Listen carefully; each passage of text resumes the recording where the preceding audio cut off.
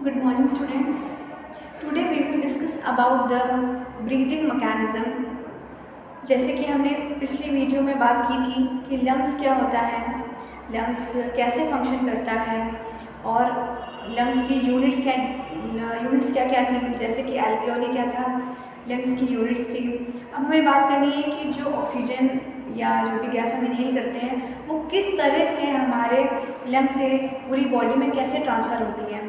ठीक है, तो सबसे पहले अगर हम कुछ नॉर्मल पॉइंट्स हैं वो देख लेते हैं। हमारे लंग्स कितने होते हैं? 2, मतलब 1 पेयर होता है। राइट लंग जो होता है वो थोड़ा सा लेफ्ट वाले से 2.5 सेंटीमीटर छोटा होता है, शॉर्टर होता है। क्यों? क्योंकि राइट वाले पार्ट में लिवर होता है, मतलब राइट वाला जो लंग है वो क्या होगा, उसके नीचे लिवर होता है, तो लिवर की वजह से वो जो राइट लंग है थोड़ा सा ऊंचा उठ जाता है। इस वजह से जितनी हाइट लेफ्ट वाले की होती है उससे 2.5 सेंटीमीटर थोड़ा सा छोटा होता है। दूसरा पॉइंट क्या है, जो हमारा ट्रैकिया था, ट्रैकिया ये क्या था, यहाँ पर होती है, जो ट्रैकिया था वो लेफ्ट साइड और राइट साइड वाले लंग में कब डिवाइड होता है, किस पोजीशन में? तो पोजीशन को याद रखिए, ये कब डिवाइड होता है? 5th थोरैसिक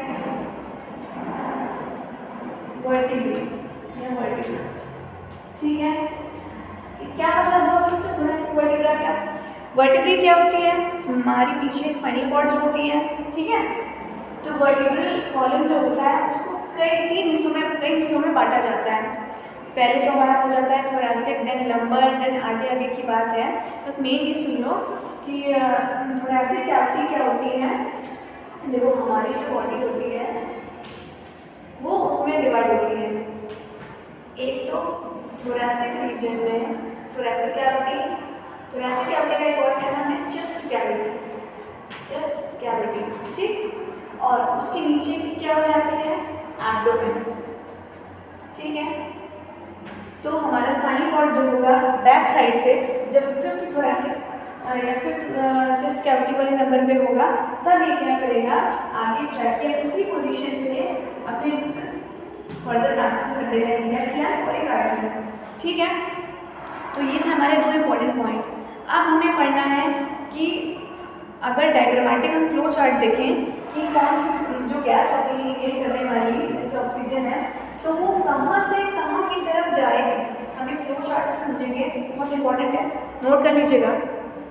सबसे पहले क्या होगा, हम जो एयर है, एयर क्या करेंगे, हम इनहेल करेंगे, इनहेल या चलिए ऑक्सीजन कह देते हैं, ऑक्सीजन इनहेल करेंगे तो सबसे पहले कहाँ जाएगा वो? नोज में।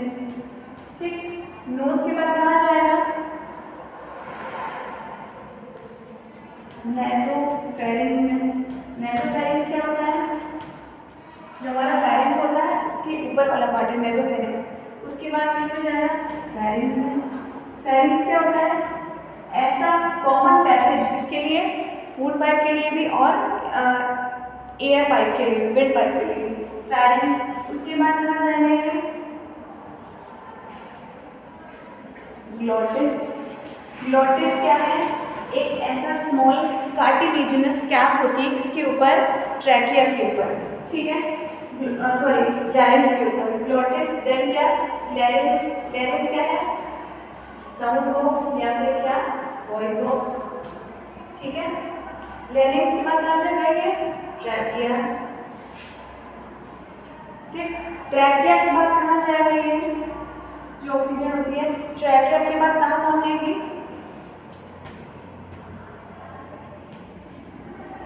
ब्रोंकाई में। ब्रोंकाई डिवाइड होगा किसके में? बहुत सारे ब्रोंकियोल्स में। तो क्या हो गया? ब्रोंकियोल्स। ब्रोंकियोल्स जब फाइनली इसमें क्या हो जाएंगे? Primary, secondary, tertiary. ठीक, उसके बाद ब्रोंकियोल्स के बाद finally the smallest unit of lung क्या हो जाएगी? एल्वियोली।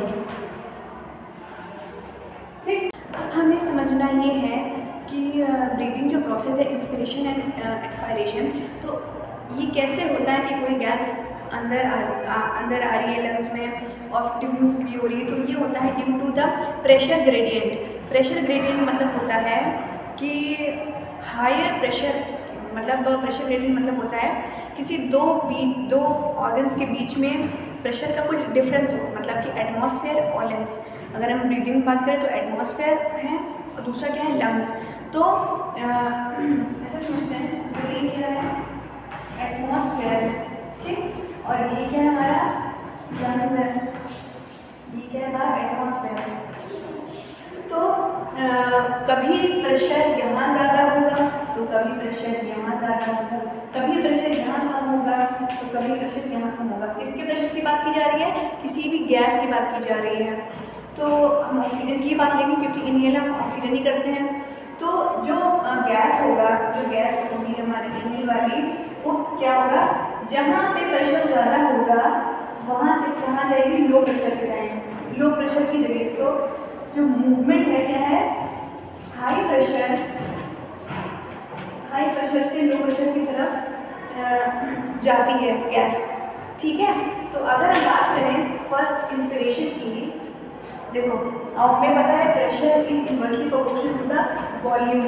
तो अगर हम बात करें इंस्पिरेशन में तो क्या होता है, इनहेल में बात करें तो हम सांस लेते हैं, तो जैसे तो क्या चेस्ट कैविटी हमारी ब्रॉड हो जाती है, या हम ये कह सकते हैं कि हमारे लंग्स में इंस्पिरेशन के टाइम प्रेशर कैसा होता है, कम होता है, ठीक है।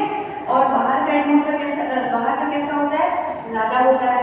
तो प्रेशर कम है, तो हमने क्या पढ़ा है कि कोई भी गैस होती है तो प्रेशर से हाई प्रेशर से लो प्रेशर की तरफ जाती है, इसलिए हम इनहेल कर पाते हैं। एक्सहेल के टाइम क्या होता है, प्रेशर यहाँ कम हो जाता है और यहाँ ज़्यादा हो जाता है, तो ये हम एक्सहेल कर देते हैं, ठीक है। और हमें पता है pressure is inversely proportional to the volume. तो क्या होगा, जब हम इनहेल करेंगे तो हमारा चेस्ट वॉल्यूम कैसा हो जाएगा, इंक्रीज हो जाएगा। और यहाँ पे क्या हो जाएगा, जब हम सांस छोड़ते हैं तो क्या होता है, वॉल्यूम हमारे चेस्ट कैविटी का डिक्रीज हो जाता है, ठीक है।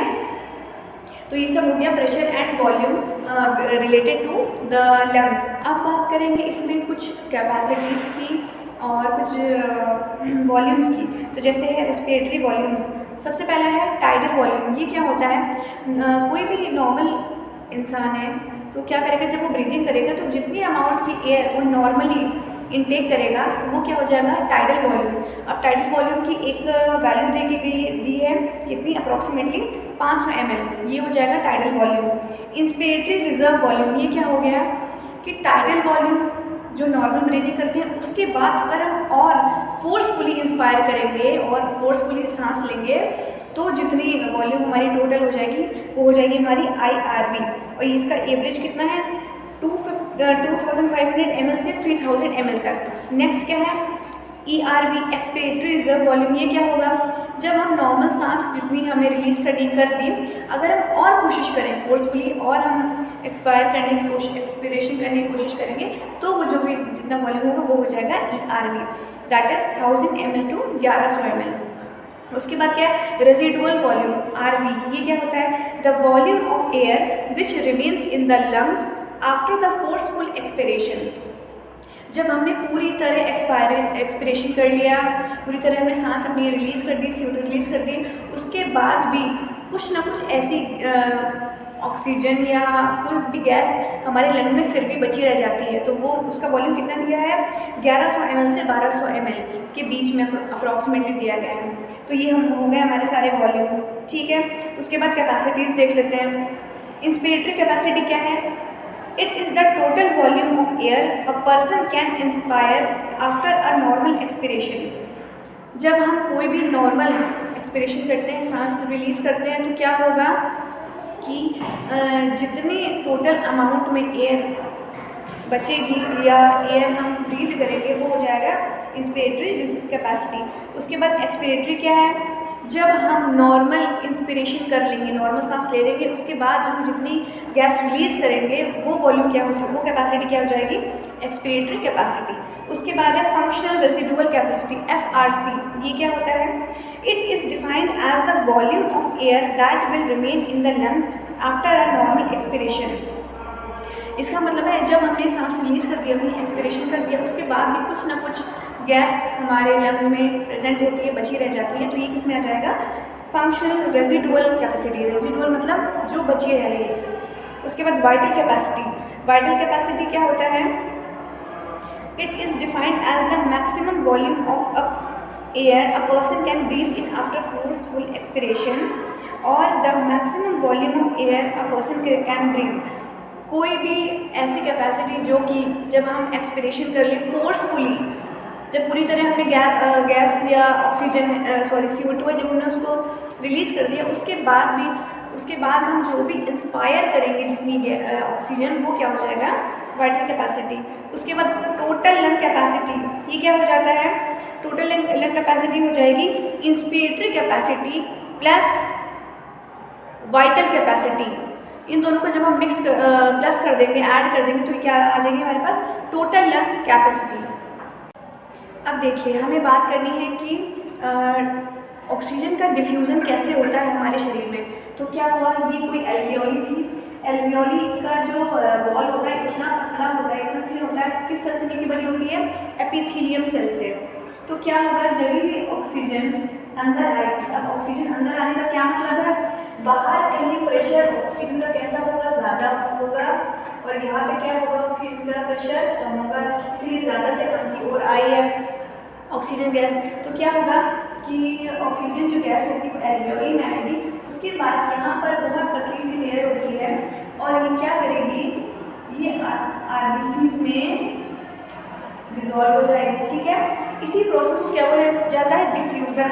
मतलब जब भी कोई दो लेयर हो, जैसे एक ही लेयर और ये कैपिलरी वाली दो, एक लेयर दो लेयर, तो क्या होगा, जब ये डिफ्यूजन हो जाएगा, अब्जॉर्ब हो जाएगा, इसी को क्या बोला जाता है, डिफ्यूजन कैपिलरी। कौन सी, ये और ये क्या बनाएंगे, डिफ्यूजन कैपिलरी। उसके बाद ये आरबीसीज हैं, आरबीसीज जाते हैं हार्ट में, पूरी बॉडी में जाते हैं, तो वो हर सेल को ऑक्सीजन जो है वो पहुंचाते हैं।